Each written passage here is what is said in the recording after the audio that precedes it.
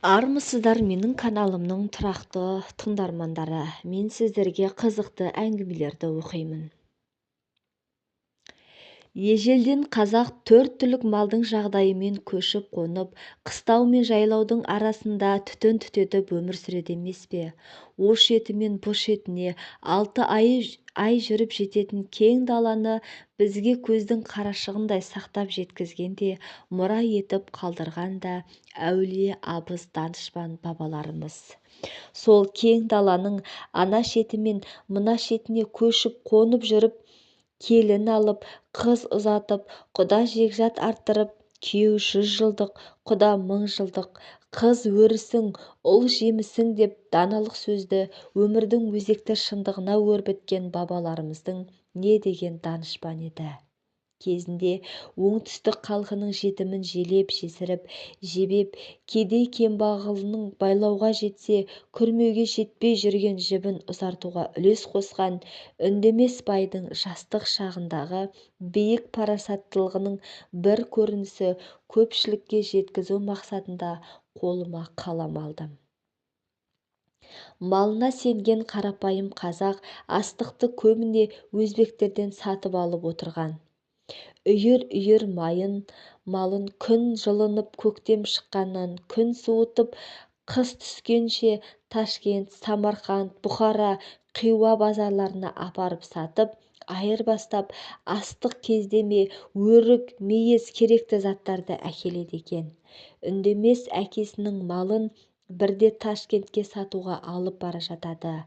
Жолай далаға қонып, арасында күн райы бұзылса, елді мекенге қонып, базаршыларға Ташкентке жақындап келеді. Ерте көктем кезі болса керек, жауын шашыннан қорғансыз базаршылар алдарынан кездескен ауылға қонуды ұйғарысады. Базаршылардың үлкені есін білген үндеместің әкесінің малын сатып, керекті тіршілік атқаратын қария кісі екен. Жолды да, елді де, жерді де, елді мекен ауылды да жеті қараңғы түнде тауып баратын қасиеті болған. Қырдан асып түсе бергенде алдарынан жұпыны шағын ауыл кезігеді. Бұрын бұл жерде ерте көктемде ауыл болмайтын. Шамасы қыстап шыққан ауыл сияқты. Ауыл сыртында азғантай ірі қара мал, азын аулақ қой ешкілер жүр. Базаршылардың басшысы қария үндемеске қарап, мына ауылда кімнің ауыл екенін анықтау керек дейді. Қалай анықтаймыз деді үндемес. Қазір көресің, ол өте оңай шаруа деп, қария атын сипалап, қамшы салып, озыңқырап оқшау шығады. Ауыл шетінде қой қайырып жүрген ересек баладан ауылдың кімдікі екенін сұрайды. Балам, қай туғанға жатасыңдар, деді қария тақылдап тұрған балаға сүйсіне қарап. Қария өзінің руын айтып, баламен танысып, өзімен тең кісідей сөйлеседі. Ташкентке мал айдап бара жатқандарын, осында қонуды ұйғарып келе жатқандарын айта келіп, сендердің ауылдарында біздің елдің қыздары жоқ па деп балаға мейірлене қарайды. Сәл ойланып тұрып бала: Жақып көкемнің үйіндегі жеңешем сіздердің руларыңыздан шығар. Себебі жеңешемді Түркістанның қызы деседі. Содан соң өмірі түркіні іздеп келмеген. Сіздер іздеп келе жатсыздар ма дейді. Түркіні іздеп келмегенін сен қайдан білесің? Менің 2 жеңешем бар. Солардың төркіндері келгенде Жақып көкемнің үйіндегі жеңешем жылапты. Оны әйелдер қазаннан ет сүзіп алып астауға салып жатқанда айтқан. Сен әйелдердің сөзін тыңдап жүрсің бе дейді үндемес. Жоқ, мен тыңдайын дегенім жоқ. Олар ет салып астауды көтерісуге мені шақырған. Мен Жақып көкемді де, жеңешемді де жақсы көретін едім. Жеңешемді біртүрлі аяп кеттім. Төркіні жоқ деген соң. Біз жеңешеңнің төркініміз деген сөзді қария кісі айтып, мақұлдайсың ба дегендей үндемеске қарағаны сол. Бала ауылға қарай құнанын қамшылап сүйінші сұрауға шаба жөнелді. Қап, әттең-ай, мына бала бүлдіретін болды-ау деп шал үндемес жүзбен бір-біріне қарасып қалады. Үндемес қырдың ар жағындағы малды жүре жайып базарға айдап келе жатқан малшыларды осы жерге тосалық дейді қарияға. Малшылар өздері малды тойдырып келе береді. Күн кешкіріп қалды. Намазды ауылға барып оқымаса қаза болады дейді қария. Ана шауып бара жатқан бала сүйінші сұрап, қам көңіл жанның жүрегіне қуаныш сыйлап қуантар ма екен? Жоқ болмаса жүрегін бордай езер ме екен? Баламен балаша сөйлескеніңіз ұят болды-ау деді үндемес. Ауылға қарай торы төбелді құнанға мінген бала шауып барады. Артынан бұрылып қарап қояды. Ауылдың бір-екі иті үріп, баланың алдынан шығып, біресе баланың езеңсіне ұмтылып, біресе алдынан орай шауып, біресе қабаттаса шауып барады. Екі итпен шауып келе жатқан құнанға мінген баланың көрген ауылдың өзге иттері де шәуілдеп үріп, үйлерінің маңында өзіміздің пәленше ғой дегендей қалып жатыр. Бұл көріністерді көріп келе жатқан үндеместің жүрегінде шаншудай болған бір сұрақ: төркіні өмірі іздеп келмеген жеңешемді сіздер іздеп келе жатсыздар ма деді. Сүйінші сұрап құнанын қамшылап кеткен бала ауылдың арғы басындағы үйдің алдында жеткен үйден жас әйел жүгіріп шығып, жалт бұрылып, үндеместер келе жатқан жолға қарап үйіне асығыс кіріп кетеді. Құнанымен дүрсілдей шауып, сүйінші жеңеше, сүйінші дегенді естіп, ауылдың бала-шаға, қатын-қалаштары есіктерінің алдына жүгірсе шығады. Жарамды жақсы ат мінген кісілерге аңтарыла қарап қалған ауылдың тұрғындары есіктің алдында ербиіп, кейбіреулері көз сала қарап тұр. Құнанды баланың сүйінші сұрап үйіне беттеп бара жатқан қонақтарды көздерімен шығарып салған ауыл тұрғындары есіктерінің алдында әлі тұр. Кенет шеткі үйден жас әйел асығыс шығып, аттылы кісілерді жақындап қалғанын көріп, сәл кірбіктеп тұрып, базаршылардың басшысы шалға қарай адымдай жүгіріп келді. Шал да апыл-тапыл атынан түсіп, «Қарағым» деді, жас әйелдің маңдайынан иіскеп, «айналайын» деп жатыр.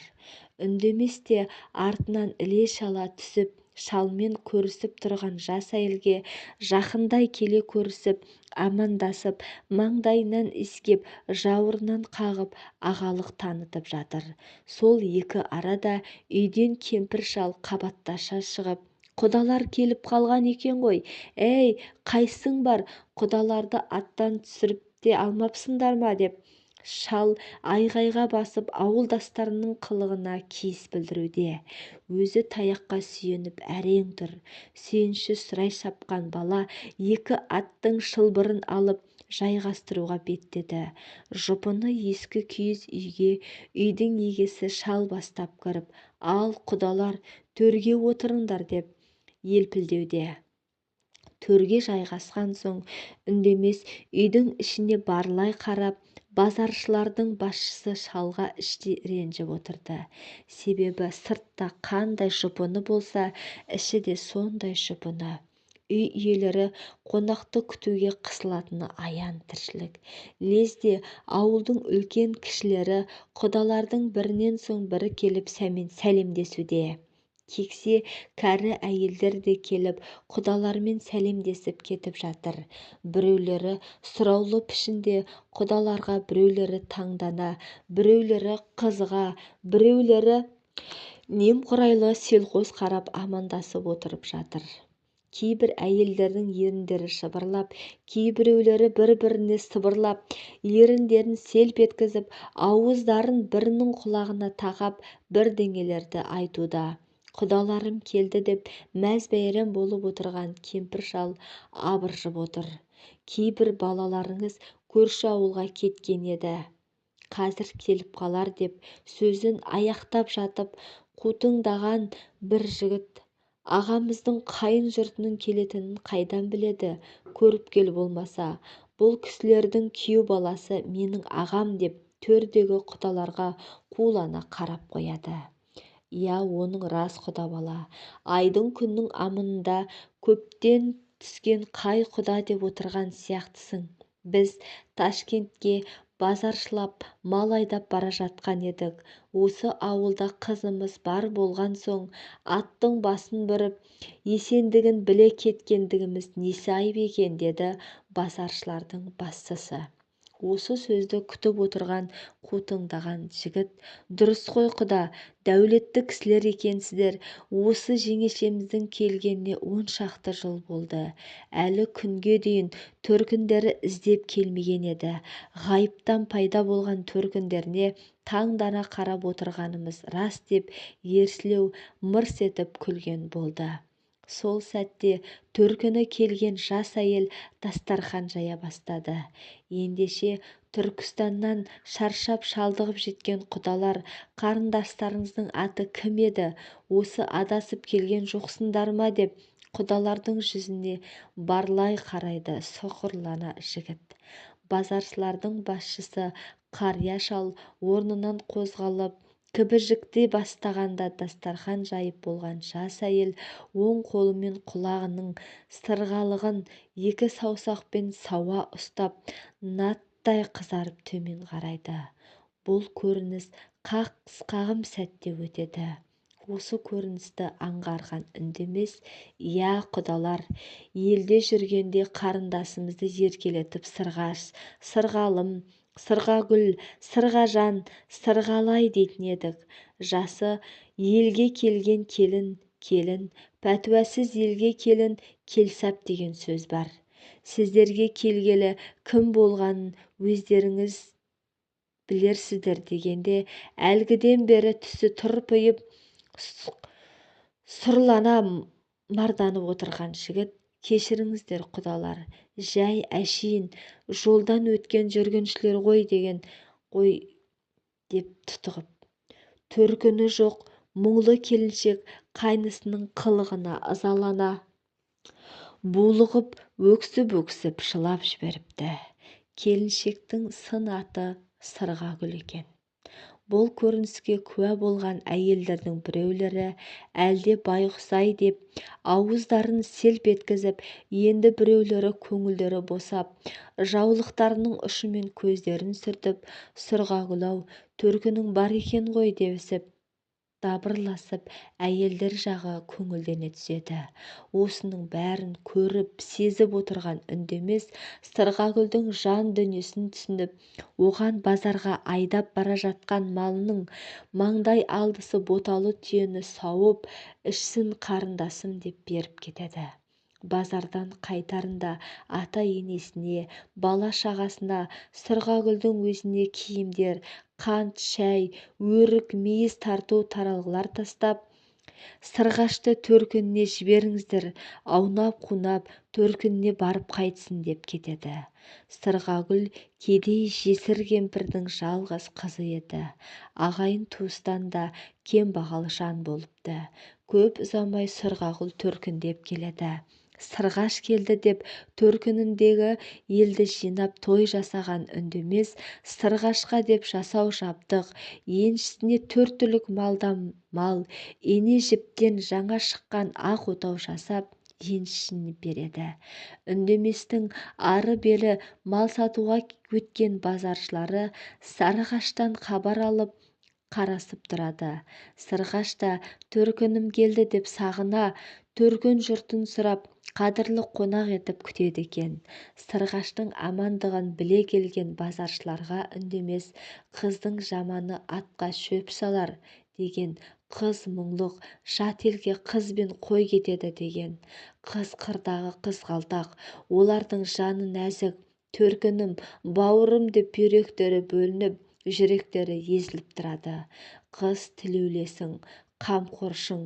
алыс сапарға шықсаң, барар жерің болмаса, сол елден рулас қыз тапсаң құдамын деп барған қазақты құдайдан күтетін қазақпыз ғой.